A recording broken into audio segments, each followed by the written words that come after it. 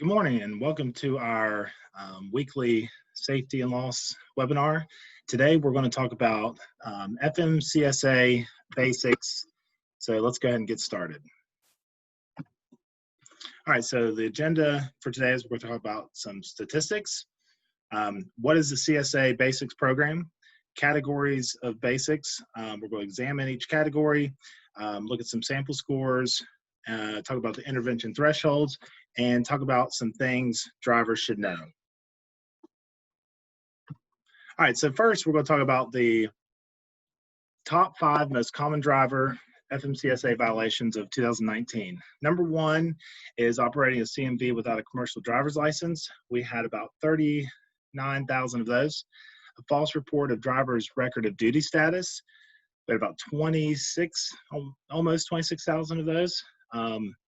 The ELD, no record of duty status, 25,000 of those, and no record of duty status when one is required, 12,000, and no driver's record of duty status when one is required. We had about 11,400 of those. So the next slide we're looking at is the top 5 most common vehicle FMCSA violations of 2019.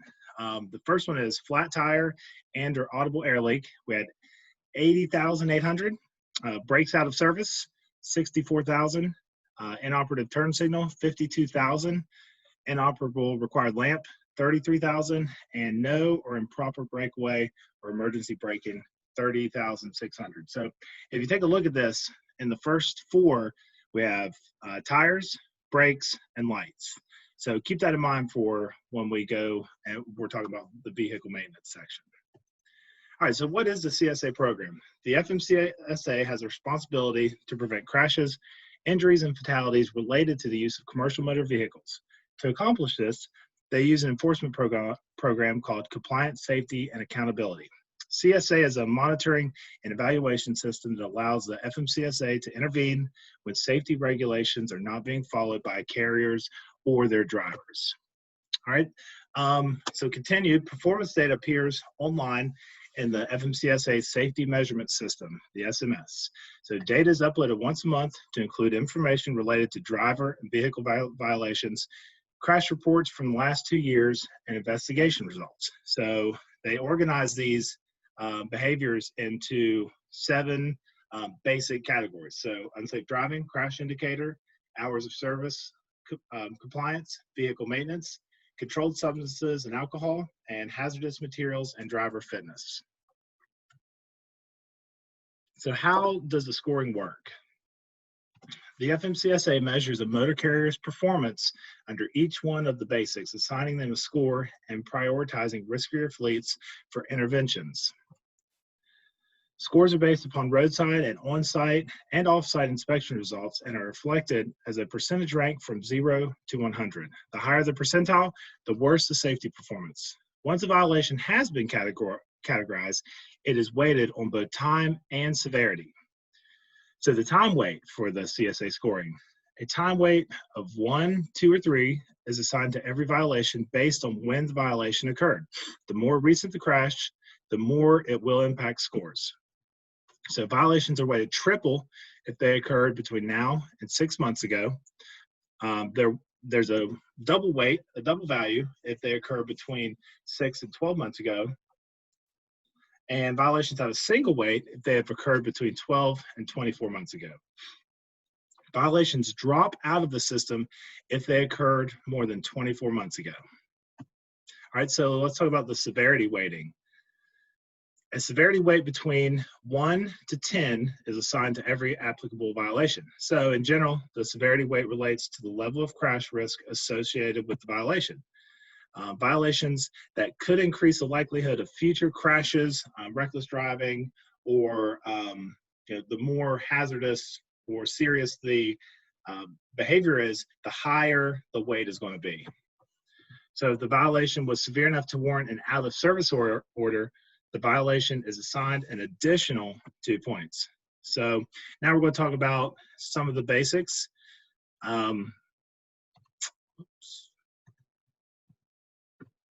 All right, we have the only 2 we're not going to talk about in this presentation is controlled substances and hazardous materials compliance, but we're going to talk about the other 5. So what is the unsafe driving basic? The unsafe driving basic is one of 7 categories the FMCSA uses to determine how motor carriers stacks up compared to other carriers with a similar number of safety events. So the unsafe driving basic, it addresses the FMCSA requirements of 49 CFR Part 392 and 397, and it aims to prevent the dangerous and careless operation of commercial motor vehicles. So there are over 40 potential violations in the unsafe driving basic.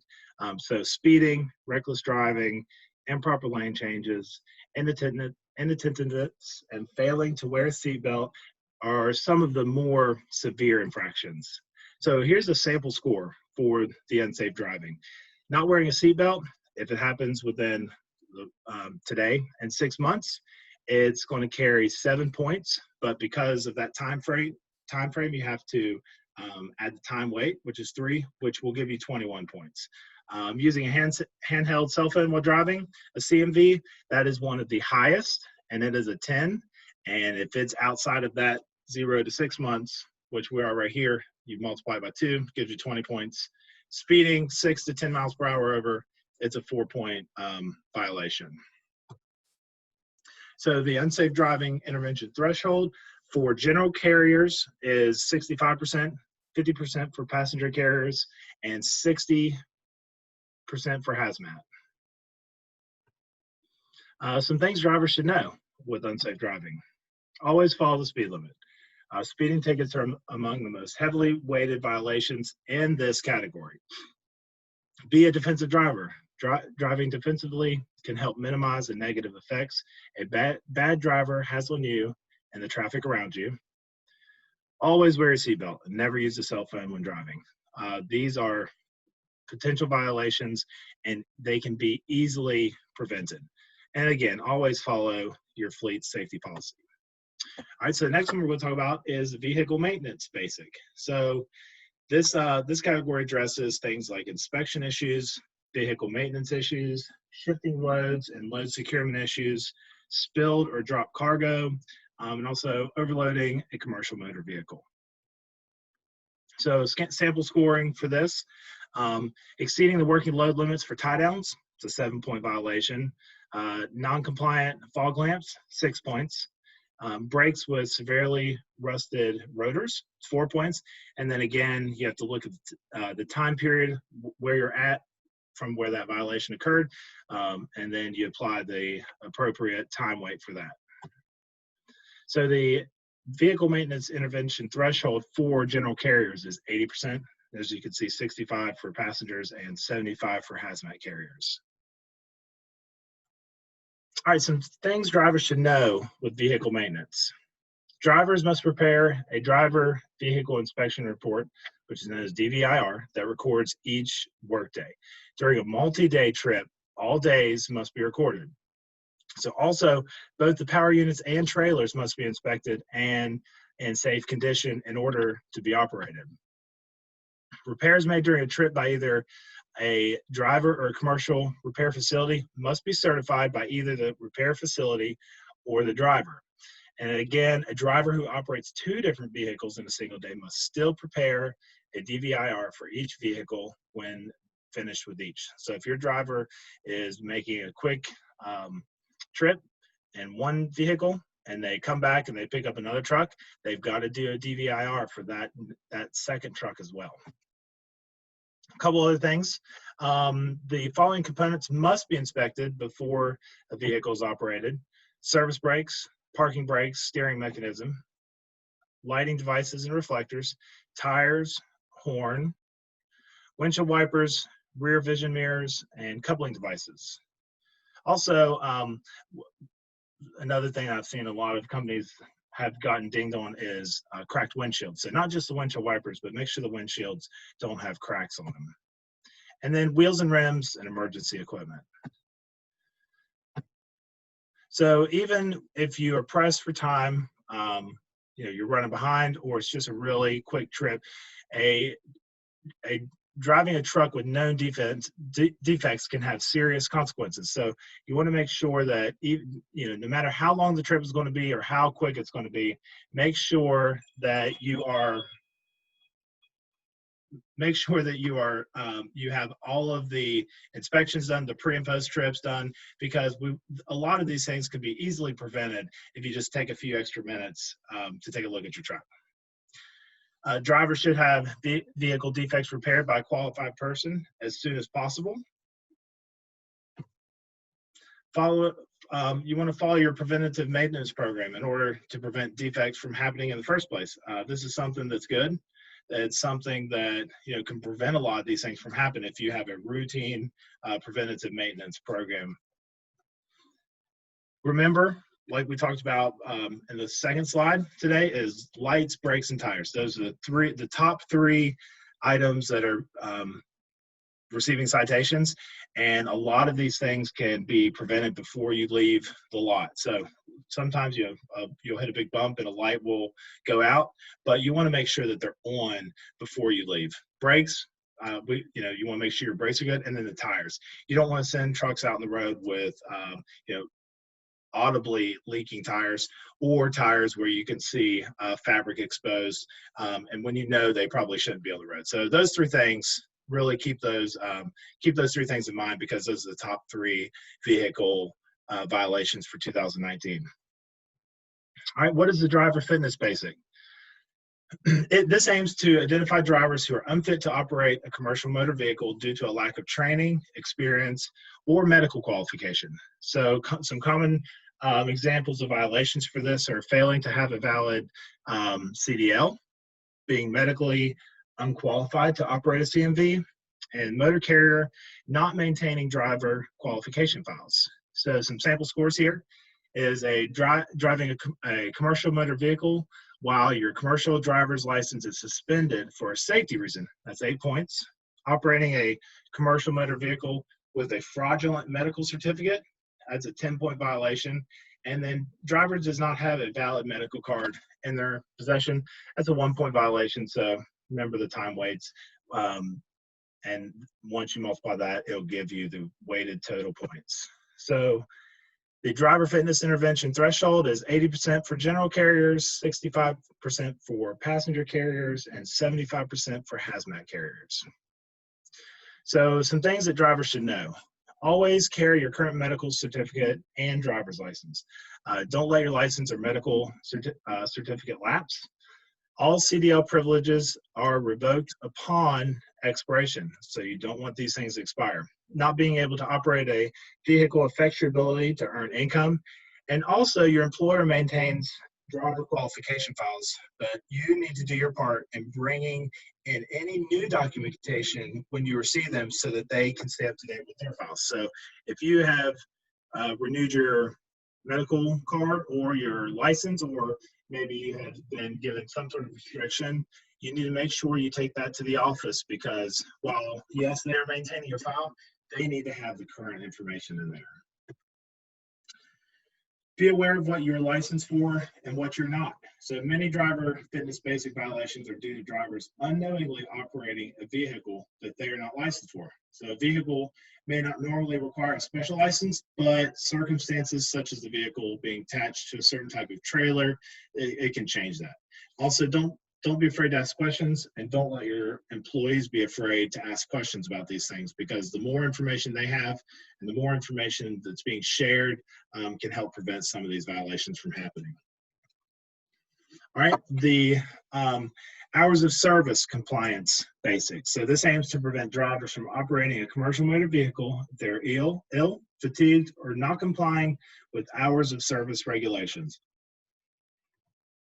So some sample scoring for this is operating a commercial motor vehicle while impaired by illness. That's a 10-point violation. And then a driver's record of duty status is not current. It's 5 points. The hours of service intervention threshold is 65% for general carriers, 50% for passenger carriers, and 60% for hazmat carriers. So some things drivers should know within the hours of service. If you're unsure of your hours of service requirements, don't be afraid to ask a supervisor.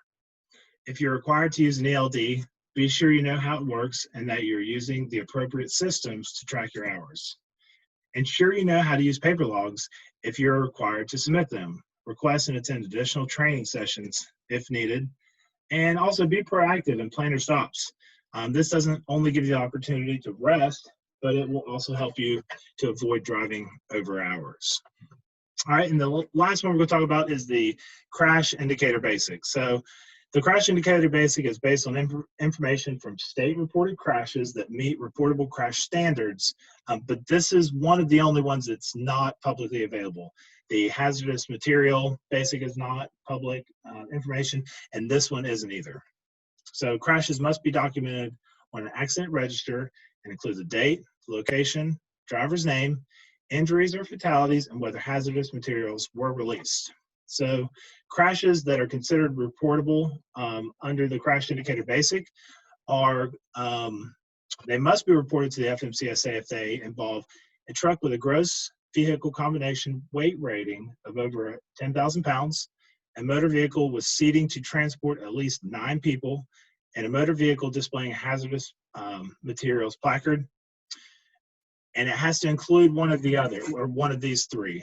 So a fatality, any person killed in or outside of a vehicle involved in the crash, or who dies within 30 days of the crash as a result of an injury sustained in the crash, or an injury, any person's injured as a result of the crash who immediately receives medical treatment away from the crash scene, and lastly, a towaway.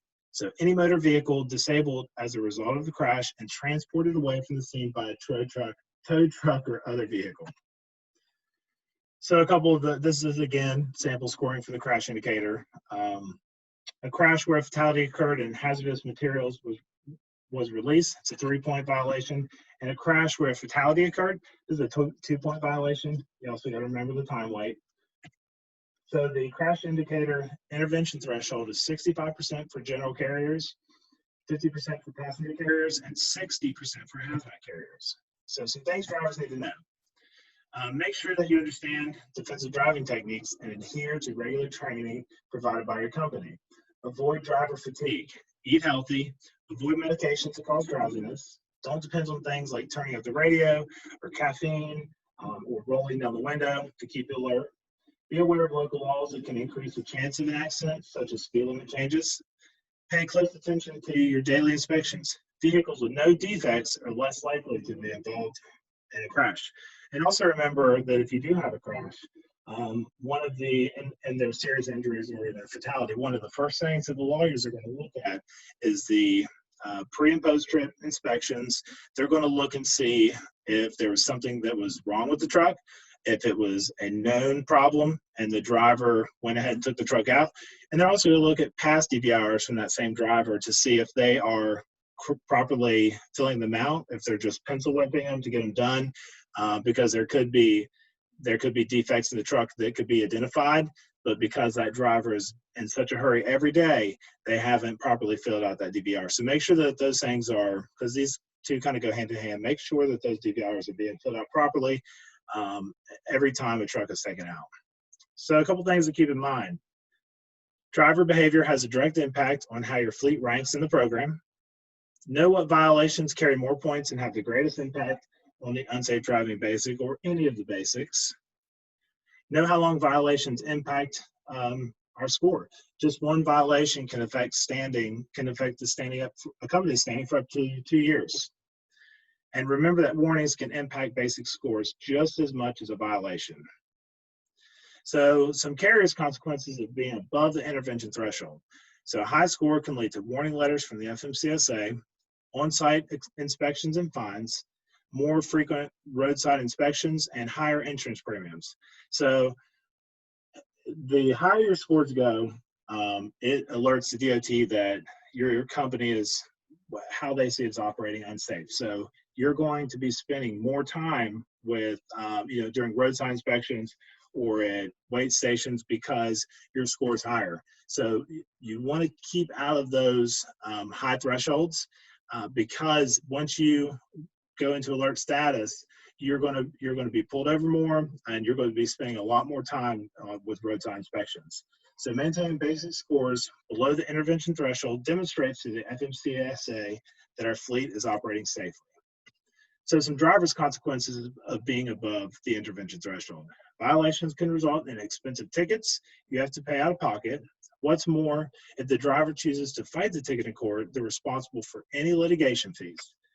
Violations that impact basic scores show up on your pre-employment screening program, so the PSP record for 3 years. So just because a driver is with one carrier doesn't mean that their violations stay with that carrier. Those violations will follow the driver through the PSP. So to wrap things up, the FMCSA uses the CSA program to score motor carriers on safety categories called Basics. This program helps identify potentially dangerous employers. Driver behavior has a direct impact on these scores, and it's important to avoid violations at all costs. Clean inspections are crucial for a company to improve their scores, so you want clean inspections. If you're having issues with not having clean inspections, it's something to look at would be to incentivize the maintenance department or whoever's doing the maintenance on your trucks to, that they will be rewarded somehow whenever a clean inspection comes through, because the more clean inspections you have, that is one of the best ways to lower your scores. Help maintain a low score by following the rules of the road. And you have to remember what time the violations will drop out of the system. So after 24 months, your violation will drop, but for that time being, within that 24 months, your score is going to slowly come down and be less impactful. But for that first 6 months, it could impact you greatly. So my name is Michael Williams, and I appreciate y'all being with us today. If you have any questions, reach out to your producer or to me, and we can discuss any problems, or if you need any type of programs or training for your employees, I would be more than happy to help you. Thank you very much.